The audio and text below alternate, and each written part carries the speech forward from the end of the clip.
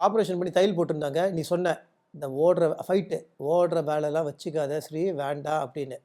ஆனா நம்மளுக்கு அங்க ஆக்ஷன் சொன்னோனே நம்மள மீறி நம்ம அங்க போய் உளுந்து, பெரண்டு சி சீரியல்னாலே இன்னைக்கு எப்படி ஆயிடுச்சுன்னா சஞ்சீவ், சீரியலுக்கு ஒரு குறிப்பிட்ட ஆடியன்ஸ் தான்.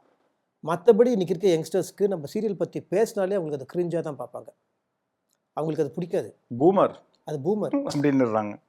அது நம்ம வந்து அது நம்மளுக்கு நம்மளோட பொழப்பு. பொழப்பு நம்ம ஒண்ணுமே பண்ண நம்மள முடியாது. காப்பாத்தி இருக்குது. ஆமா. அத நம்ம விட்டு கொடுக்க முடியாது. அது அவங்க கிண்டல் பண்றான்றதுக்காக நம்ம அசால்ட்டா எடுத்துக்க முடியாது. இத நம்பி 60 குடும்பம், 70 குடும்பம் இருக்கு. ஏன் நம்ம குடும்பமே அத நம்ம நம்பி தான் இருக்கு. குடும்பம் இருக்குதே. நீ ஏன் 60 குடும்பம் 70 குடும்பங்கிற? நம்ம குடும்பம் இத்தனை 20 வருஷமா அத நம்பி தானே நம்பி இல்ல.